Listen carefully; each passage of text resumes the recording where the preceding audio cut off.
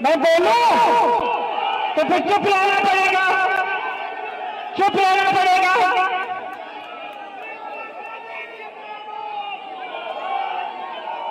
बहनें आई हुई हैं, कहां से आई हैं? आसपास से आई हैं, दूर से? भैया 2 मिनट चुप रहिए, 2 मिनट चुप रहिए भैया, 2 मिनट शांत हो जाइए, 2 मिनट शांत हो जाइए। ठीक है, ठीक है। तो आप सब यहाँ इंतजार कर रहे हैं, के लिए आपका बहुत बहुत धन्यवाद। आप जानते हैं कि इस चुनाव में मेरे भाई राहुल गांधी जी आपके उम्मीदवार हैं। आप पूरे देश में खोजें तो आपको ऐसा व्यक्ति नहीं मिलेगा जो 4000 किलोमीटर देश के एक कोने से दूसरे कोने तक चला, सिर्फ जनता की समस्याओं को समझने के लिए और जनता का समर्थन करने के लिए और जनता को जागरूक करने के लिए। ऐसा इस देश में आपको कोई व्यक्ति नहीं मिलेगा। राहुल जी जीवन भर न्याय की लड़ाई लड़े हैं, सत्य की लड़ाई लड़े हैं, निडर होकर सच्चाई बोलते हैं, चाहे पसंद आए या पसंद आए सामने वाले को। और कई बार ऐसा होता भी है कि लोगों को पसंद नहीं आया, लेकिन जो सच है उसके पीछे नहीं हटते, क्योंकि राहुल जी के दिल में इस देश की जनता के लिए ऐसा प्रेम है और ऐसी श्रद्धा है और ऐसा समर्पण है कि मैं दावे के साथ कह सकती हूँ, मैं उसकी बहन हूँ, कि किसी और व्यक्ति के दिल में इस देश में जो राजनीति कर रहा है उसके दिल में ऐसा नहीं। आपने 10 सालों से, आपने 10 सालों से, अरे मेरे भाई लोगों को सुनने दो, शांत हो जाओ, शांत हो जाओ, मुझे खत्म करने दो, उसके बाद जितने नारे लगाने। तो देखिए, आपने 10 सालों से मोदी जी की सरकार को परखा है। प्रदेश में भी भाजपा की सरकार और केंद्र में भी भाजपा की सरकार रही है। मैं आपसे सीधा सवाल करना चाहती हूँ, क्या इन 10 सालों में आपके जीवन में तरक्की आई है कि नहीं आई है? नहीं आई है। यहाँ नौजवान तमाम खड़े हैं, रोजगार कितनों को मिला है? तो उठाओ सरकार से। पेपर लीक हो गया। सुनिए, आप अपने बच्चों को पढ़ाते लिखाते हैं, खूब मेहनत करते हैं, बहनें खड़ी हैं, है कि नहीं? खेती में काम करती हो, कहीं पे काम करती हो, घर आके बच्चों की परवरिश करती हो। जब तक बच्चे सोते हैं तब तक सोते नहीं हो, बच्चों को पहले खाना खिलाती हो फिर खाती हो। सब मेहनत करती है अपने बच्चों को बड़ा करने के लिए। किसान खेती में काम करता है, दिन रात खेती में काम करता है। आज ये परिस्थिति बना दी है मोदी जी की सरकार ने कि रात को भी खेती में बैठना पड़ता है पहरेदारी करने के लिए, क्योंकि आवारा पशु आपके खेत खाए जा रहे हैं। कोई नीति नहीं है इसके लिए। महंगाई से इतनी मार है आप पे, आप कुछ खरीद नहीं पा रहे हैं।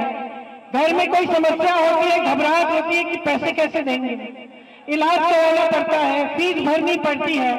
बहनें आप दुकान यहाँ आई हैं कुछ खरीदने के लिए, आधी चीजें छोड़ के घर चली जाती होंगी। इतनी महंगाई हो गई है। मोदी जी ने एक ऐसी स्कीम दी है आपको जिससे आपको सुविधा है, एक ही है, और वो भी कांग्रेस ने शुरू की थी। कांग्रेस ने देश में भोजन का अधिकार दिलवाया। इसका मतलब है कि सबको न्यूनतम राशन मिलना चाहिए। मोदी जी ने आपको 5 किलो राशन पकड़ा दिया। उसी के बल पे बाकी सारी नीतियां उन्होंने बनाई हैं बड़े खरबपतियों के लिए। ये जो 5 किलो का राशन है, इससे पेट तो भर जाता है थोड़ा बहुत, लेकिन आपको रोजगार नहीं मिल सकता इससे, आप आत्मनिर्भर नहीं बन सकते। ये निर्भर बनाने की स्कीम बनाई है इन्होंने।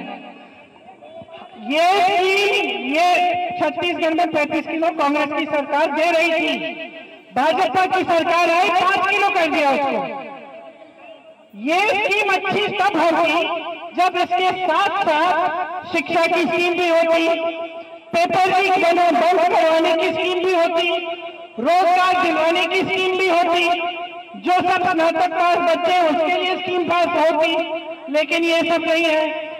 अगर ये एक स्कीम होती और इसके साथ साथ खेती में, किसानी में जो आप कर्ज ले रहे हैं उसको माफ करने की स्कीम होती, या फिर जो खेती किसानी के सामान है उनको उन पे कम टैक्स लगाने की स्कीम होती, तब कुछ फायदा होता। ये लोग समझते हैं कि चुनाव पे चुनाव इसी के बल पे जीतेंगे कि आपको 5 किलो राशन दे रहे हैं। मेरी बहनें समय आ गया है, जागरूक बन जाओ। इनसे पूछो मेरे लिए और मेरे बच्चों के लिए रोजगार क्यों नहीं दिया। इनसे पूछो आज तुमने खेती में इतनी मुसीबत क्यों डाल दी कि खेती से कमाई नहीं हो पा रही है। भैया रास्ता खोलो, एम्बुलेंस जा रही है, रास्ता खोलो, इस तरह जा रही है शायद, रास्ता खोल दो, रास्ता खोलो, आप आगे चलो। एक मिनट रुक जाओ, इनको निकलने दो, आगे चलो, आगे चलो, इनको निकलने दो भैया, रास्ता खोल दो, पीछे से रास्ता बनाओ। नहीं, गाड़ियां सारी खड़ी है ना उधर, तो निकलने दो।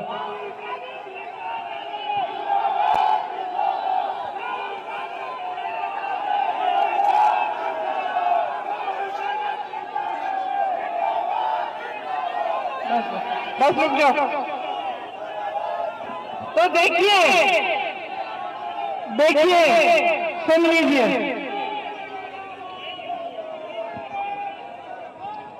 चाहे आपकी यूनिवर्सिटी की फीस हो, चाहे पाठशाला में हो, चाहे कुछ भी आपको सुविधा चाहिए, उसमें सब महंगा हो गया है, कुछ सस्ता नहीं मिल रहा है आपको आजकल। लेकिन सरकार की तरफ से कोई मदद भी नहीं मिल रही है। अब हम कह रहे हैं कि हमारी अगर सरकार आएगी, ध्यान से सुनो, ये आपके लिए बात है। अब सारी बातें तो मैं नहीं कह सकती ना, जो मैं कह रही हूं सुन लो, तो सुन लो, ये सब आपके लिए बातें हैं, सुन लो। बहनें, आपके लिए, जो परिवार में सबसे बड़ी महिला है उसके खाते में अगर हमारी सरकार आएगी 8,500 रुपए हर महीने, मतलब एक साल में 1 लाख रुपए आपके खाते में डाले जाएंगे, ताकि आपकी बचत हो पाए, आप अपने पैरों पे खड़े हो पाए। इसके साथ साथ ये जो नौजवान यहाँ खड़े हैं, सुन लो, स्नातक पास बच्चों के लिए एक अप्रेंटिसशिप की स्कीम आएगी, जिसमें 1 लाख रुपए सालाना आप कमा पाओगे जब तक आपकी स्थायी नौकरी नहीं लगेगी। 5,000 करोड़ रुपए का फंड बनेगा। आप अपना कारोबार शुरू करना चाहेंगे, कोई छोटा बिजनेस, कोई मैन्युफैक्चरिंग, कुछ यूनिट, उसके लिए आपको उसमें से फंड मिलेगा। इसके अलावा जो 30 लाख पद आज केंद्र सरकार के खाली पड़े हैं, उसको भरने का काम हम जल्द ही जल्द करवाएंगे। बहनें 50% जो सरकारी पद है वो महिलाओं को जाएंगे। पहले के जो आरक्षण है उनके तहत, तो जो ओबीसी, दलित, जन सबके जो आरक्षण है उसके ही तहत, लेकिन उसका आधा महिलाओं को मिलेगा। ठीक है, सुनिए। उसके अलावा आजकल नहीं मिल रहा है, लेकिन हम कह रहे हैं सुन लो, मिलता नहीं है, इसलिए हम कह रहे हैं कि जब हमारी सरकार बनेगी तो 50% ये हम आरक्षित करेंगे महिलाओं के लिए। पेपर लीक के लिए सुन लीजिए, पेपर लीक के लिए यार बोलने दो भाई, नहीं तो आप ही बोलो।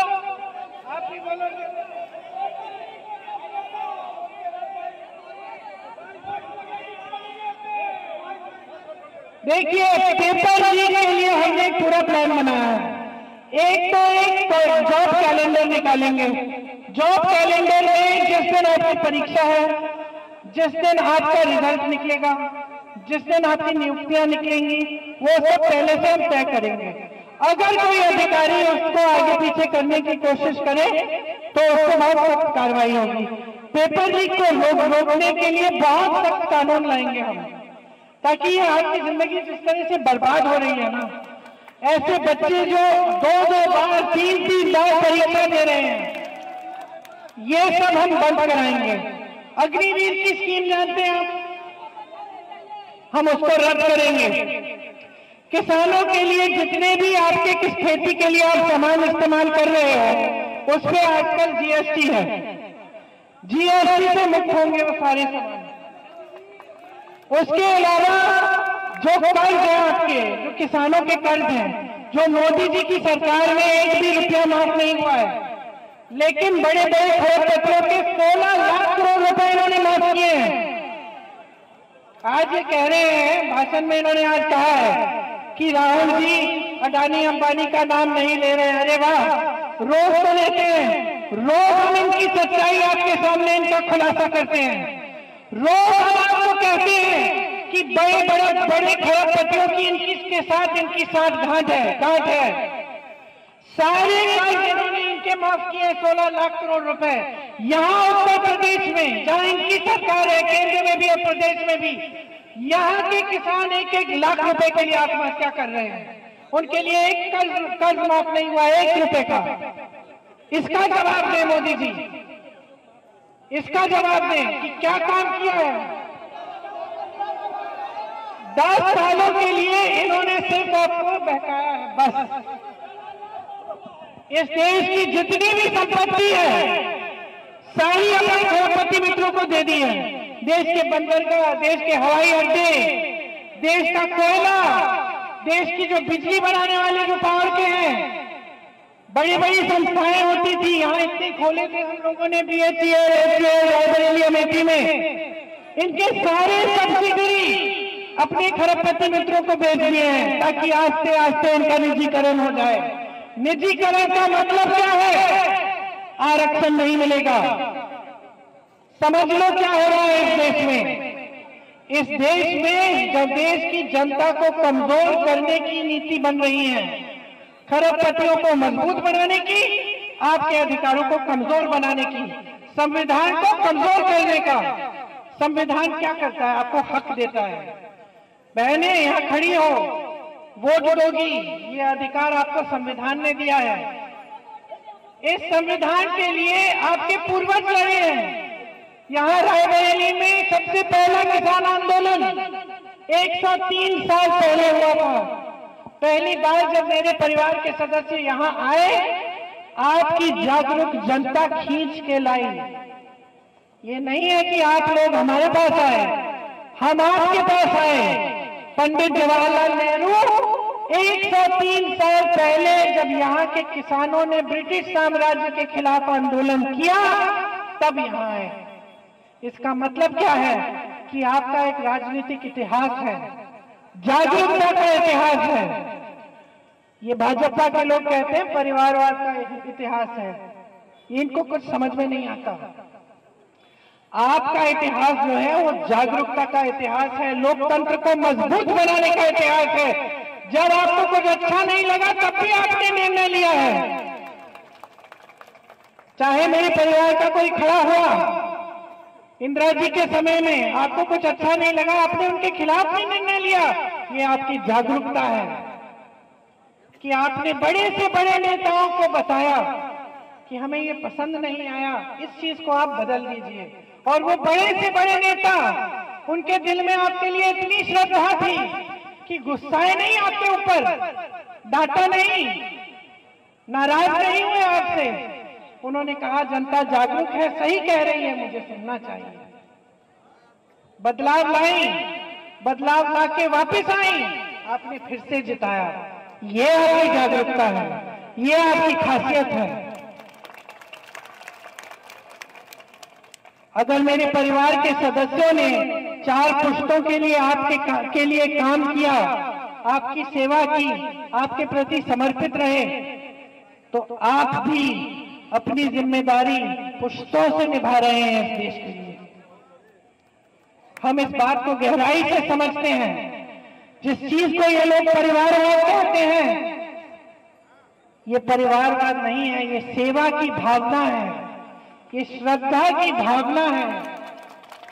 हम समझते हैं, नेहरू जी समझते थे, इंदिरा जी समझती थी, राजीव जी, सोनिया जी, फिरोज जी सब समझते थे कि देने वाली जनता है, सत्ता आपने दी है। अगर मैं आज यहाँ खड़े होकर आपको भाषण दे सकती हूँ तो ये आपकी देन है।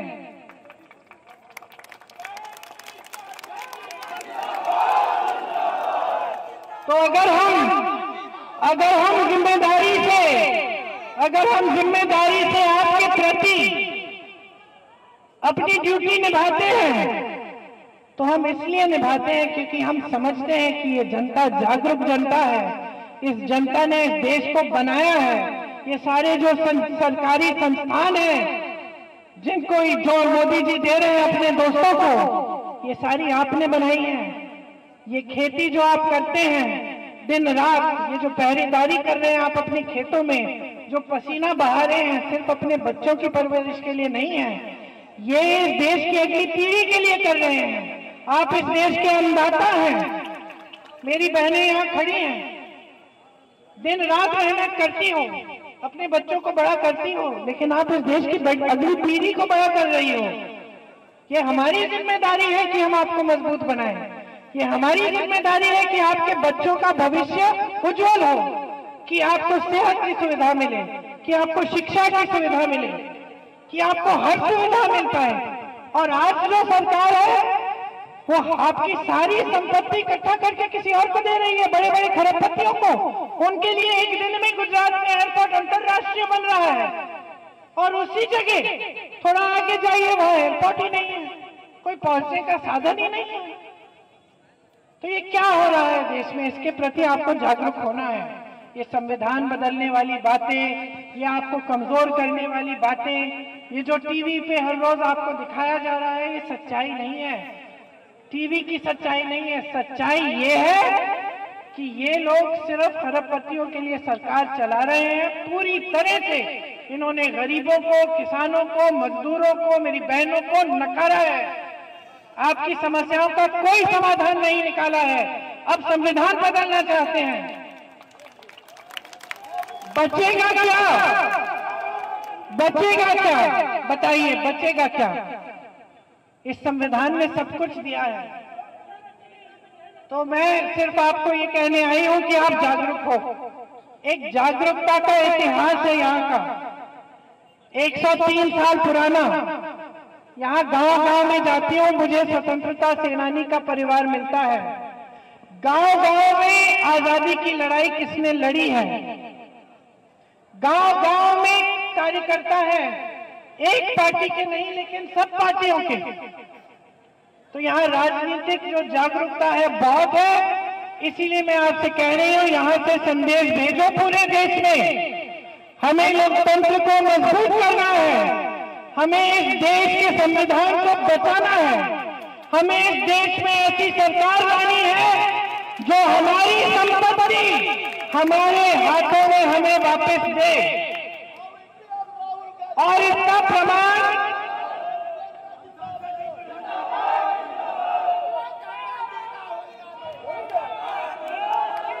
राहुल जी को अपना सांसद बनाओगे, भारी बहुमत से जिताओगे।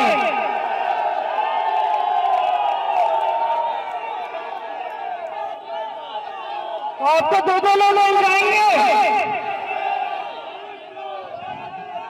भैया भी मिलेंगी, बहन भी मिलेंगे, बहन भी मिलेगी। हम आपके लिए काम करना चाहते हैं, हमें और कुछ नहीं चाहिए। हम निष्ठा से काम करना चाहते हैं, आपकी तरक्की चाहते हैं। हम देखना चाहते हैं कि यहाँ का किसान मजबूत बने।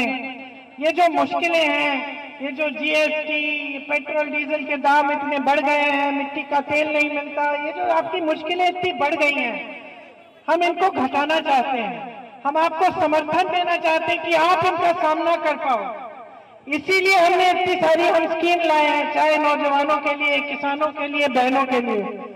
तो जागरूक बनो, जागरूक बनोगे तो पता चलेगा कि जहां जहां आज भी कांग्रेस की सरकार जिस प्रदेश में है, वहां देखो कर्नाटका में बहनें सब बस की यात्रा मुफ्त है बहनों के लिए। बहनें तीर्थ यात्रा पे रोज रोज निकल रही हैं, मायके जा रही हैं अपने रिश्तेदारों से मिलने मुफ्त। ठीक है, तो ये हो रहा है कांग्रेस के प्रदेश में।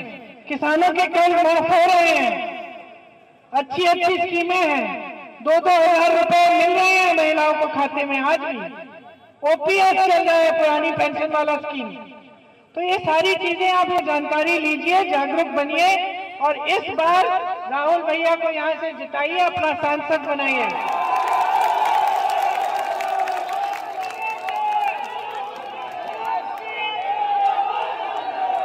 एक बार मेरे साथ बोलिए,